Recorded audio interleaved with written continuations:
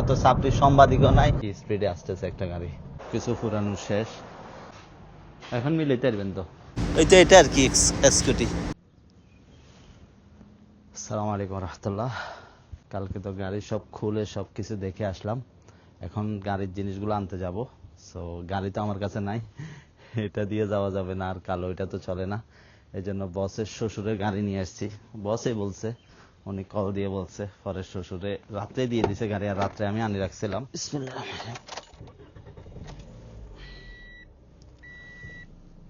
আরো আগে বাইর হওয়ার কথা ছিল, বাট আমি একটু হসপিটালে গেছিলাম বসের মেয়েকে নিয়ে, এই জন্য লেট হয়ে গেছে। এখন ফাইন 9টা বেজে গেছে। রিফন ভাই আমার জন্য অপেক্ষা করতেছে ওয়ার্কশপে, গিয়ে আগে উনাকে নেব। সো রিফন ভাই আমাকে দুই একবার কলও দিয়ে দিছে কখন যাব, কারণ উনি আবার ওয়ার্কশপ খুলবে, ওইখান থেকে এসে ওয়ার্কশপে কাজ করবে, উনারও লেট হয়ে যাচ্ছে। সো এখন লেট না করে যাই, রওনা দি বিসমিল্লাহ করে। নিত্যদিনের ব্যবহারের জন্য সবসাথে বেস্ট গাড়ি হচ্ছে যে টয়োটার ইয়ারিস। এই গাড়িটা, এটা আপনি যেভাবে সেভাবে ব্যবহার করতে পারবেন।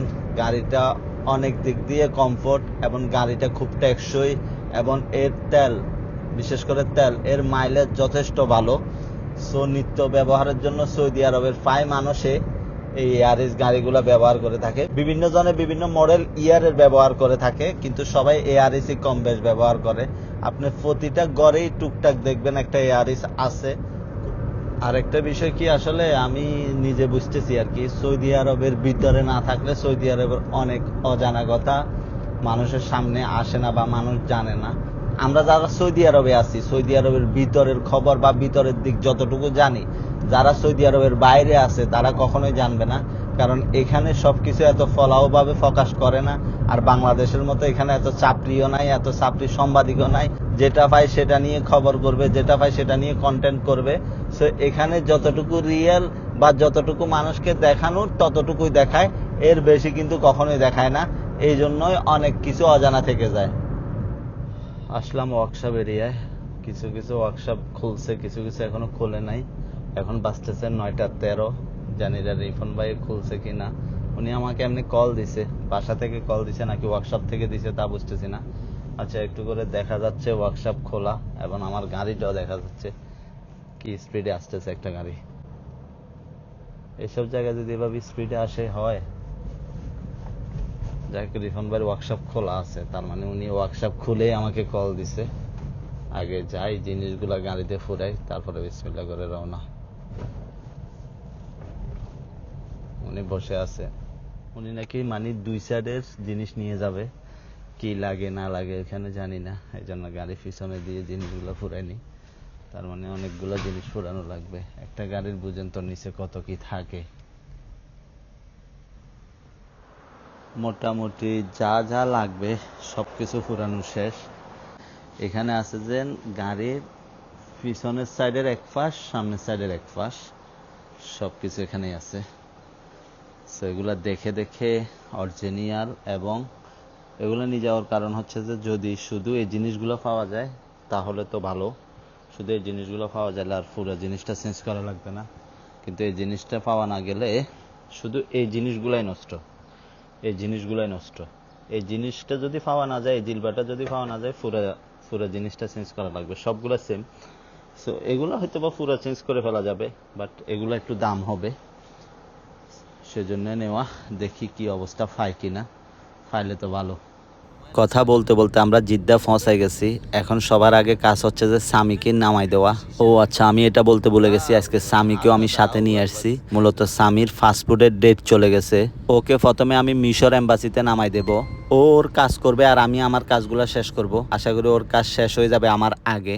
ওকে নামাই দিয়ে আমি চলে আসছি ফার্স্টের দোকানে। দুই একটা দোকানে দেখছি, এখনো পাই নাই, দেখি আরো দুই একটা তোকাই। স্বাভাবিক, আমি যে জিনিসগুলো খুঁজতেছি বা আমাদের গাড়ির যে জিনিসগুলো লাগবে, এগুলো সচরাচর সব দোকানে থাকে না, বড় দোকানগুলোতে থাকে, এবং কোম্পানির ফার্স্টের দোকানে যেখানে সার্ভিস হয় ওখানেই থাকবে। কোম্পানি থেকে আসলে এতগুলা মাল নেওয়া সম্ভব না, কোম্পানিতে ডাবল রেট। একটা পাইলে একটা পাই না। রিফান ভাইয়ের সাথে আসছি, কয়েকটা দোকানে ঘুরলাম, কিছু জিনিস পাচ্ছি, কিছু জিনিস পাচ্ছি না। আর কিছু কিছু জিনিসের, ছোটখাটো জিনিসের জন্য পুরো জিনিস চেঞ্জ করা লাগতেছে। যে জিনিসটা হয়তো বা 100 রিয়াল, সেটার জন্য এখন 1000 রিয়াল লাগতেছে।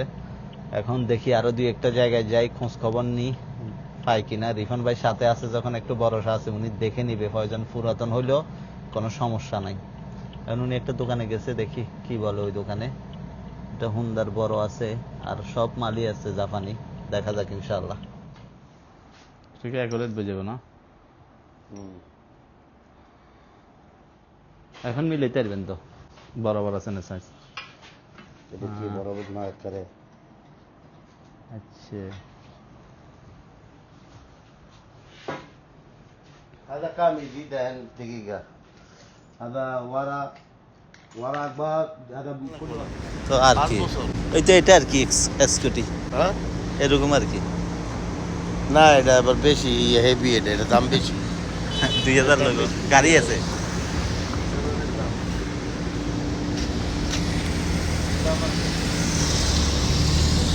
আচ্ছা তারা সার্ভিস গাড়ি ইয়ান এমনি কম ইয়ার ঠিক আছে, শরিকার ঠিক আছে নি, শরিকার ঠিক আছে, মানে এটা দিয়ে তারা নিজেদের গাড়ি দিয়ে নিজেরাই ইয়া করে।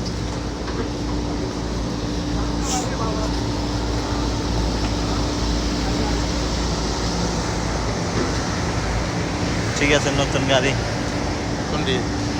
জাপানি হয়, ভালো হইলে বালা। ভালো হলে মনে করো। টায়ার এটা তো ভালো লাগে, হ্যাঁ টায়ার এটা কোন টায়ার?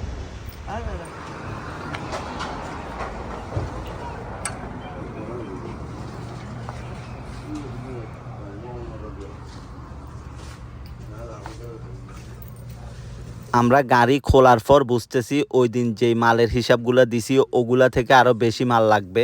এমনি একটা দোকানের রেট দেখে আমরা আবার কোম্পানিতে গেছিলাম, একটু আগে ভিডিওটা দেখাইছি কোম্পানির যে রেট দেখলাম আর ওখানে থাকতে পারি না, ওখান থেকে সরাসরি আগে যে দোকানের রেট দেখছি ওখানে চলে আসছি। ওখানে এসে আবার ওদের থেকে একটা রিসিপ্ট নিয়ে ভালো করে রেটগুলা দেখতেছিলাম, আর কিছু জিনিস আনছে ওগুলো দেখতেছি আসলে জিনিসগুলা ভালো কিনা। মোটামুটি সব কিছু পাইছি, অল্প কিছু জিনিস পাই নাই, ছোটখাটো জিনিসগুলো পাই নাই, বড় বড় জিনিস সবগুলাই পাইছি। এর মধ্যে সামির কাজও শেষ, ও চলে আসছে। ওর ওইখানে আসলে আমি ওইভাবে ভিডিও করতে পারি নাই, কারণ গরম, এর মধ্যে ব্যস্ততা, আর ওইভাবে ভিডিও করা হয় নাই। মোটামুটি সব কিছু কেনাকাটা শেষ, এরপরে স্বামীকে নিয়ে আসলাম খাওয়া দাওয়া করতে। এর মধ্যে স্বামীও অসুস্থ হয়ে গেছে, ও কয়েকবার উল্টিও করছে। আজকে আসলে প্রচুর গরম পড়তেছে বলার বাইরে, হঠাৎ করে গরম বেড়ে গেছে, বালিও দিচ্ছিল। জিদ্দার কাজ শেষ, এখন চলে যাচ্ছি অন্য একটা জায়গায়, মোটামুটি আমাদের থেকে একটু কাছে আছে। জিদ্দার ঢুকতেই জায়গাটা পড়ে, ওইখানেই অনেকগুলো গাড়ির ওয়ার্কশপ আছে এবং গাড়ির পার্টসের দোকানও আছে। কি ব্যাপার আজকে কি হলো, যাওয়ার সময় দেখলাম, এখন আসার সময় দেখতেছি। যাওয়ার সময় দেখলাম একটা গাড়ি আগুন ধরে গেছে, বড় গাড়ি। আসার সময় দেখতেছি সেম অবস্থা, আসার সময় তো দেখতেছি পুরো জ্যাম লেগে আছে মক্কা মদিনা রোডে। আল্লাহ সবাইকে মাফ করুক, আসলে আমরা গাড়ি ঘোড়া চালাই, রাস্তার মধ্যে এসব কিছু দেখলে নিজের কাছে একটু ভয় কাজ করে। আল্লাহ সবাইকে হেফাজত করুক।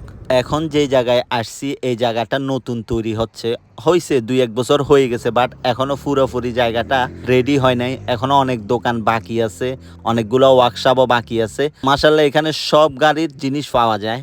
আর এটা এমন জায়গায় করছে জিদ্দা শহরের বাইরে, যাতে জামিলা মুক্ত থাকে। শহরের মধ্যে গাড়ির পার্টসের দোকান, ওয়ার্কশপের দোকান আগে ছিল, শহরের মধ্যে খুব জামিলা হইতো, তাই এটা বাইরে নিয়ে চলে আসছে। মোটামুটি সব জিনিস আমাদের জিদ্দা শহর থেকে কিনা হয়ে গেছে। এখানে টুকটাক জিনিস আমরা খুঁজছি, যেগুলো ফাইলে ভালো, না ফাইলেও কোনো সমস্যা নাই।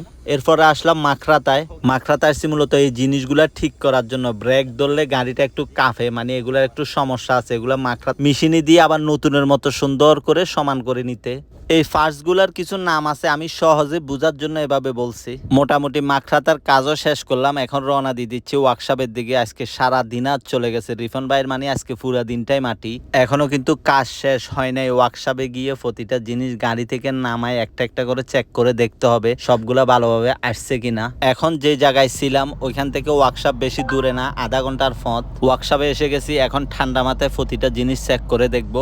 সো আজকে সারা দিন অনেক দগল গেছে। এই গাড়িতে এসিও ছিল না, এসির একটু সমস্যা আছে, মানে এসি ছিল, গাড়ি রানিং এ থাকলে ঠান্ডা দে, দাঁড়ায় থাকলে ঠান্ডা দে না। অনেক কষ্ট পাইছি, আমিও কষ্ট পাইছি, রিফন ভাইও কষ্ট পাইছে।